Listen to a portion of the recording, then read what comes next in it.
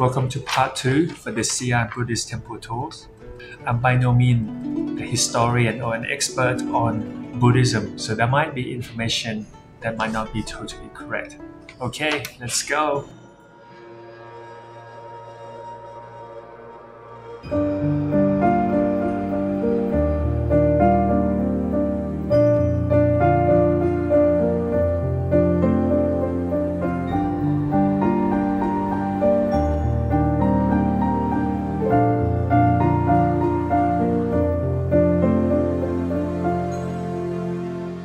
We're here at the giant wild goose pagoda, or as it's called in Chinese, Takin Pagoda. So this is actually one of the most important landmarks of Xi'an, together with the amazing terracotta army museum. But we decided to skip the terracotta museum just because it does. The last time I've been, and I've known from my Chinese friend, it's just full of people, just really overloaded. Which is really great. It's something that, it's the treasure of China, and people really want to see the terracotta army. But for us, we feel that would be, it's out of town, traveling time, and it's just the amount of people just makes the experience a bit not great. So we decided to come to spend more time here at the giant wild goose pagoda. And this is a world famous landmark of Xi'an. So this is talking about the time, the golden era of the Tang dynasty of China. That's why you have the great beings such as the Emperor Tang Taizong and his famous empress, soon to be empress later, Wu Zetian, she's the only empress of China ever. And at that same time, Buddhism really flourished in China, and you have the famous monk Xuanzang,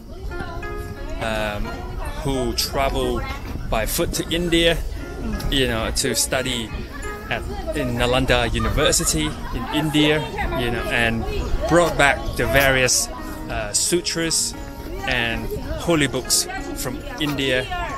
And he came back here and translated all the materials, all the chants and all the sutras into Chinese, and brought the famous Yogacara school of Nalanda to China. And he asked the emperor to build an impressive stupa in the middle of the monastery to enshrine the holy Tipitakas, the holy books, here in the temple. And that becomes such a major landmark of Xi'an, and over the centuries as well. So extremely impressive.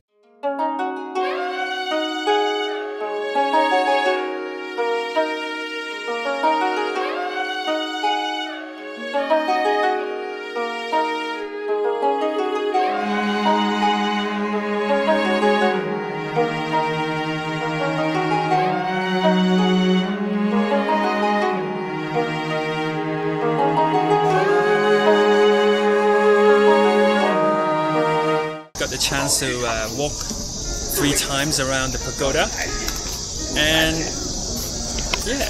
it was really nice. And chant our homage to the Buddha, the Dhamma, the Sangha, and it was really pleasant. And actually, we start noticing that some of the Chinese people, they start walking around, and they do their own little chanting and prayers as well. So it makes the atmosphere really nice. We all thought it was going to be just touristy, but it's not. You actually get the local people who really venerate and pray. So right in front of the Guangren Temple, so they built a really beautiful statue of Xuanzang. And this becomes like a highlight monument for the city of Xi'an. Lots of people come and take photos here during the day and during the evening.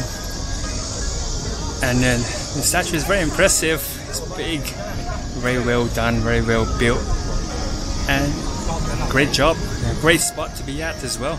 So behind The statue is a great giant wild goose pagoda. It's very majestic. Very majestic.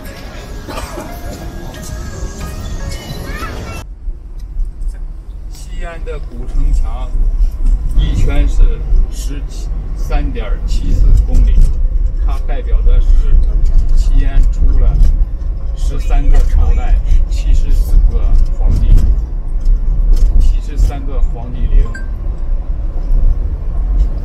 Right now we're like conversing with the taxi driver, so he's taking us to the Temple of the 8 Immortals, our next temple. So he's a very good day today. He's in a good mood, so he's happy to chat to us. So we use Google Translate as a mean to converse with each other. So we get, he really likes to explain the history and the various bits and bobs that we drive along and see. So he's really good. He's a really nice guy. Really enjoy the conversation with him. 微信。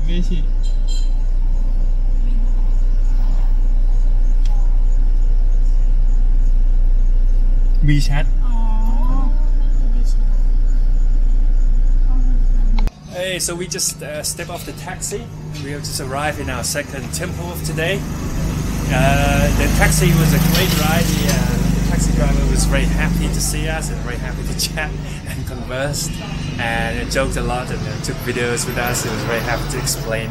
But we ran into a slight problem with the payment, and this is something we didn't know before. So this driver only had the WeChat Pay system. So at the end he showed us the WeChat Pay QR code. And we tried to pay with Alipay and that didn't work. We can't cross between the two. So we didn't set up WeChat before and we didn't bring any cash with us. So we really struggled.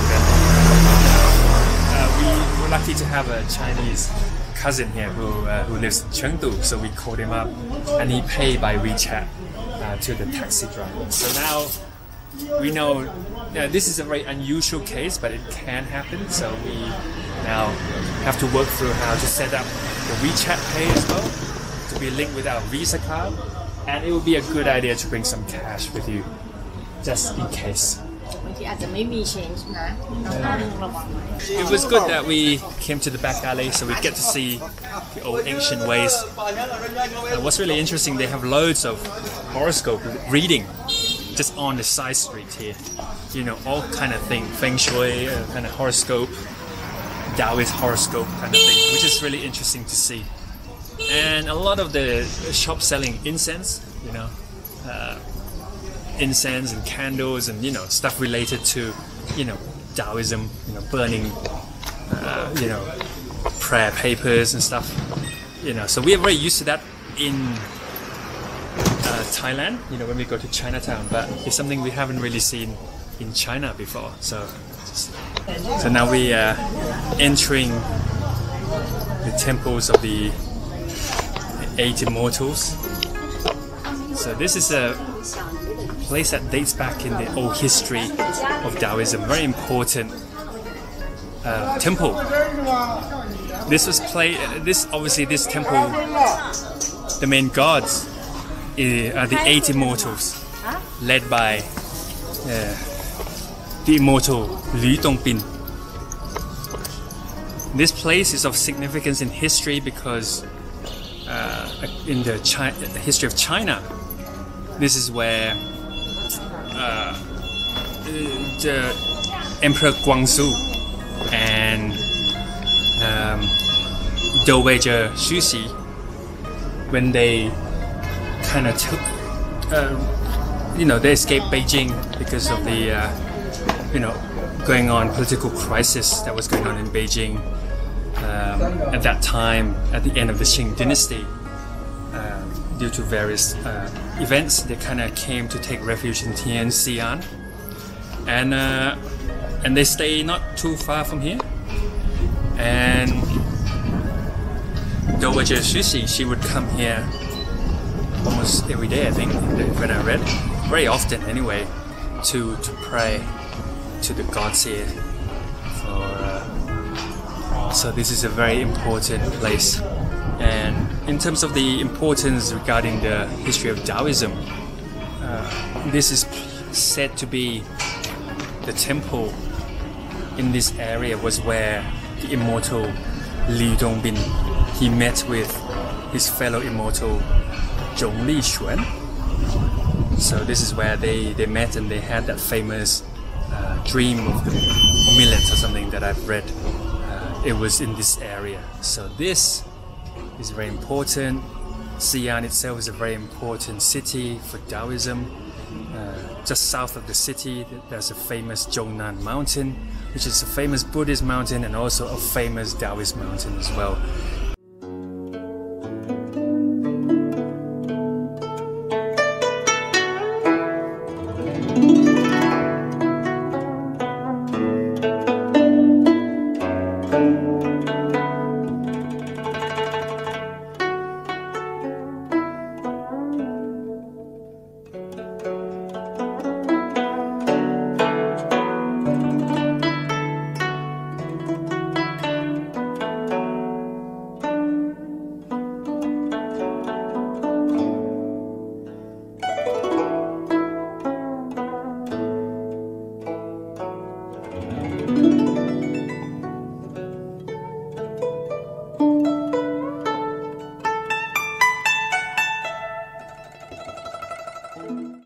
So now we're in the car with DIDI.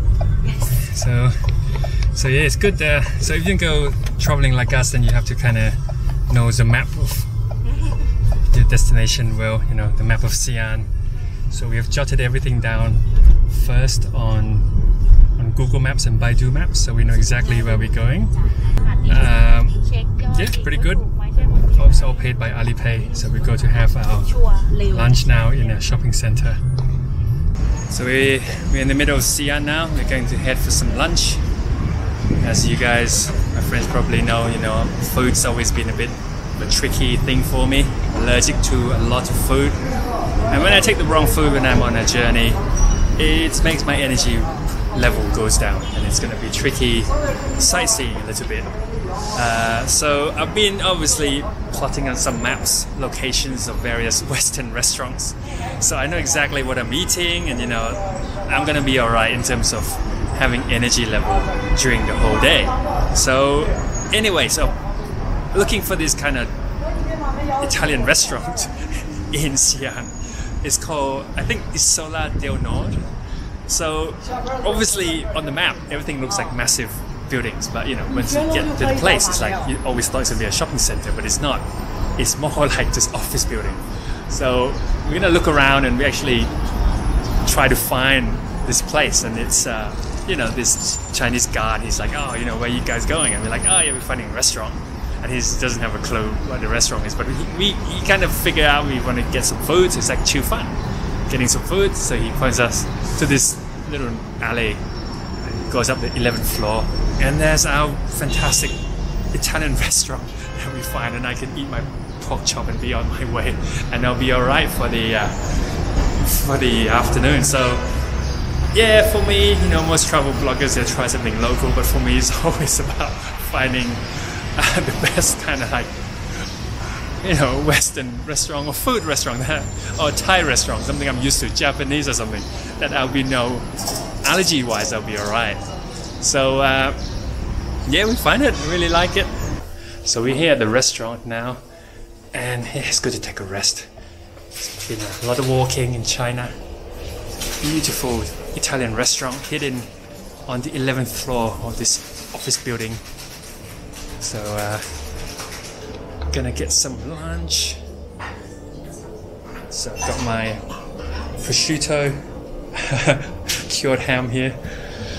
We're going with a safe choice here with an Italian restaurant with the carbonara and prawn pasta. After having our lunch now, so we're on to the third temple. It's called the Guangren Temple, which is Guangren Temple. This is the only Vajrayana Buddhist temple in Xi'an, in Shanxi. This temple is majestic. It's built in a Tibetan style, and it's got a long, rich history. It was built in the Qing dynasty. It was commissioned to be built by the Kangxi Emperor. He was obviously a devout Buddhist emperor. A lot of faith in the Dalai Lama and all the lamas from Tibet. The lamas, they had to travel from Tibet to Beijing a lot at that time. So they got this really beautiful, very important Kangxi era Vajrayana Buddhist temple in Xi'an. So we're gonna check it out, see how it goes.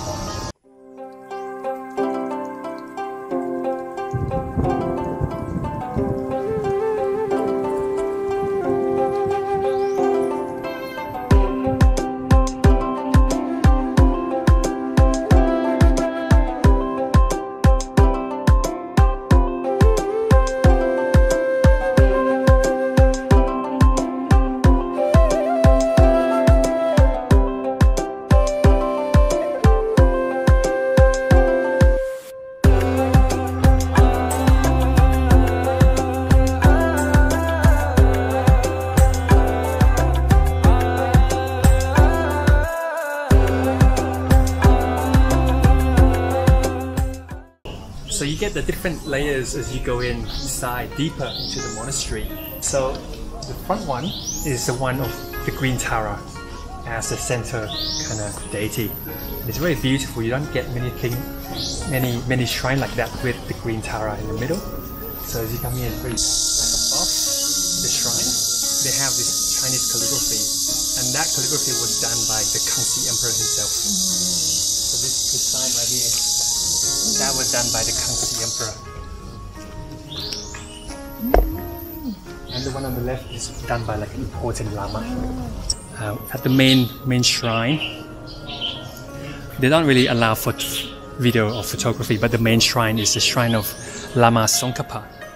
So Lama Tsongkhapa, he's like the original master of the yellow hat sect. So he's in a way kind of a teacher to the Dalai Lama. So obviously the Kangxi Emperor would be a lot of faith in the Dalai Lama and Lama Tsongkhapa as well. So they put a very important guru, Lama, here. So Dowager Shushi, she also had a lot of faith in this temple, you know, in the footsteps of, you know, her forefathers. So she's done a calligraphy and offered it into this hall of Lama Tsongkhapa. So we've come to the innermost quarter, and this is like the main shrine hall. And up top you can see, you know, it's a very beautiful day today. A lot of beautiful skies, like Tibetan style, with Chinese elements, and it's gold, you know, just like in Tibet would be. But this statue is one of the princess of China called Wenchang, right? If you look into this, it's really interesting because Princess Wenchang, I might get the name wrong. She was a Chinese princess who was married to a Tibetan king. Back in the days, like God knows, like 1,200 years ago, this Chinese princess married King Songsan Gampo, if I'm correct. And so she was viewed as the Bodhisattva from China to kind of have this relationship with the Tibetan Empire. So it was the first like Chinese-Tibetan kind of link. And she was seen as an emanation of Tara. So that's why this temple, you get Tara at the front, you know, with Princess Wenchang here. อยู่เมืองไทยนะครับไม่เคยนั่งตุ๊กๆแล้วมานั่งตุ๊กๆอยู่ในเมืองจีนนะฮะ So we, you know, we're from Thailand. We never actually taken a tuk-tuk taxi in Thailand, but we're in China. So we go with the tuk-tuk here. It's pretty cramped, smaller than the ones in India.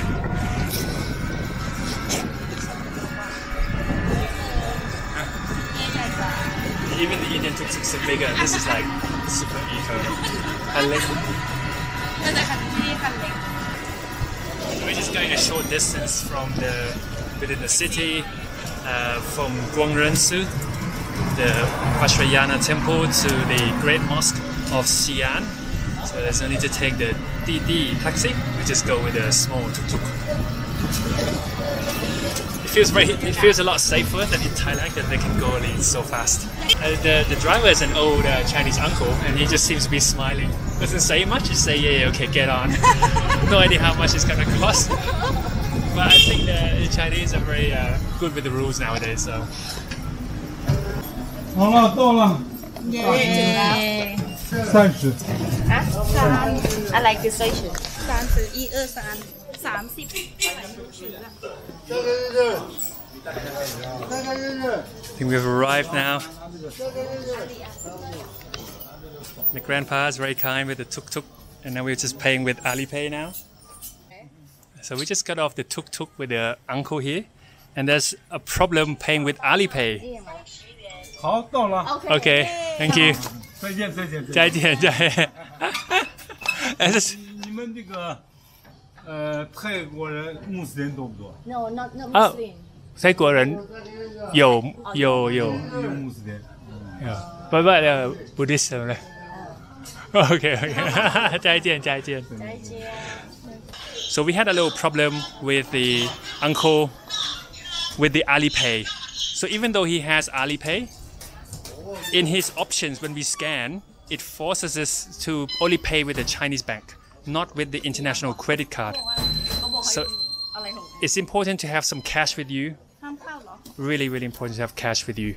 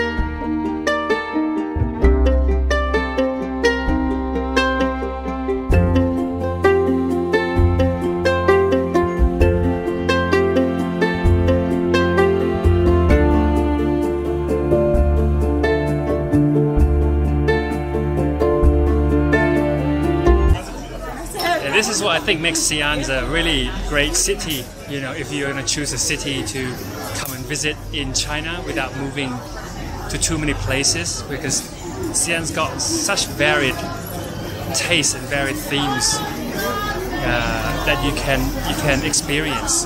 You know, this is our first day of visiting, and we've already in the morning been in a like very modern Western hotel in a Western kind of area, you know, Starbucks and very modern stuff. And then, you know, just across the street, we're on to the, you know, Goose Pagoda, which is one of the, you know, really great Chinese cultural heritage. And then we pop by to a Taoist temple. And then we're off to like a Tibetan Vajrayana temple. And then we're in a Muslim quarter with all the food vibrants. And walking around with just people enjoying themselves. And then at night time you can enjoy the Takin Everbright, which is, you know, the modern thing again. So just in one city alone you can experience a lot of things in one place. And tomorrow we go out to the mountains. So that's why, you know, we feel that Xi'an is a great destination. And tonight we might go to the fountain display if we have energy left. We're gonna get some dinner now. We're at this like really posh area of Xi'an with lots of nice restaurants, nice hotels, shopping centers, you know, high-end clothing shops and stuff. So we're gonna look for like maybe a Japanese restaurant, get some energy up, and we just maybe check out the fountain tonight. Maybe. Okay. See you. So we're at just below the Starbucks just now that we were at. It's a big shopping center. It's quite like upper scale. So below is like, you know, all the international restaurants like Japanese, Korean, Vietnamese, Indian restaurants. So we're at the Japanese restaurant with also some familiar dishes. So now they have to use obviously they use the QR code so it's for the menu, but then you used to scan it. You have to scan it with the Alipay. So that will open the restaurant's mini app where you kind of gonna choose your order as you would normally would, right? But at the end, when you confirm the order, then it takes you straight to the payment with Alipay straight away. So that's quite neat as well. So we finish ordering and straight away we just pay all in one go in Alipay. So obviously, you know, for me and my sister and my assistant, we're from Thailand, and the system is not as high tech over there yet, so we're quite impressed and we're just playing around with it for now. So now waiting for our dishes, we just have a bit of Chinese tea. I visited.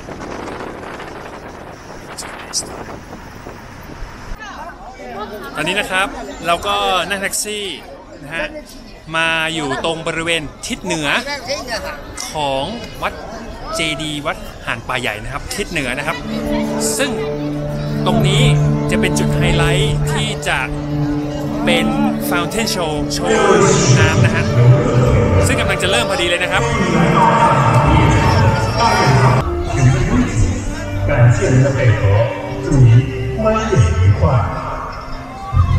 So we're now on the north side of the giant wild goose pagoda, and this is one of the highlights. They have the water fountain show right here.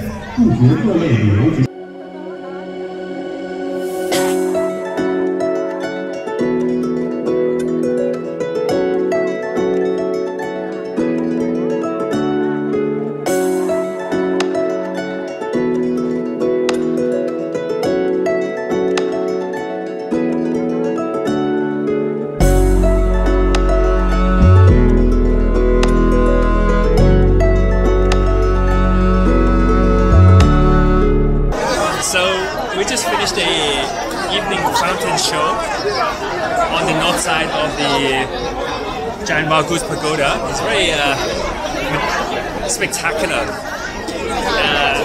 You know, there's so many people out here to watch, and you know, it's unbelievable. This is just a normal Wednesday night. It seems like, you know, it just shows how prosperous the people are. You know, they can open this kind of show that makes any show similar like this in other countries just seem like insignificant. In Thailand, we have this fountain show by the famous icon Xi'an shopping center. It's nothing compared to this in terms of the spectacle. And in America as well, right?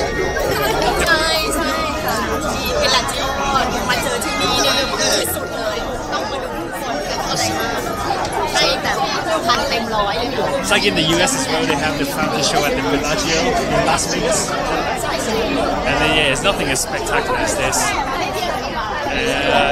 And now we're slowly walking back to the hotel, passing through the giant wild goose pagoda, we're going around the side. Lots of shops, lots of lights, very vibrant. Amazing. It's, I think China are just way too rich for this kind of social things. แวะมาซื้อน้ำหน่อยนะฮะเป็นน้ำผลไม้นะครับ So we are at the Datang Ever Bright City, just stopping for some juice. A lot of walking. So there's this fresh fruit stall. So you just pick whatever fruit you want and they'll put it in a blender for you. Very nice. So a bit of miscommunication. We thought we were going to get a fruit blended juice, but we end up with whole fruits chopped into little pieces for us to eat along the way. ทั้งหมดนี้250 หยวน อะไรนะ 50 หยวน 50 yuan for all of this, so 250 baht. So we're just stopping by at a tea shop, very modern tea shop by the hotel, having some herbal tea before we go to bed. This is very, very nice, very upscale. Yeah, something you would expect to find in Japan, but you know, this would make some of the shops in Japan like, you know, this is very, very high quality, very nice. You won't find anything like this in Thailand. But I guess in Thailand people prefer kind of milk tea anyway, unhealthy sugary stuff. But here you get a really good quality tea in a modern atmosphere, very upscale. So I'm gonna have a bit of this before we go to bed. On the side of the Great Wild Goose Pagoda of Mother Xuanzang. And before we get back to the hotel, we just sneak into the shopping center that's next to the temple. And as we come in, we notice a huge statue of the monkey god, Sun Wukong. So it's very cool how they place a massive statue of the monkey god, the monkey king, Sun Wukong, right in the middle of the shopping center with his hand in Anjali towards the pagoda, towards Xuanzang. So it's a very creative way by the Chinese. But yeah, it is rather cool.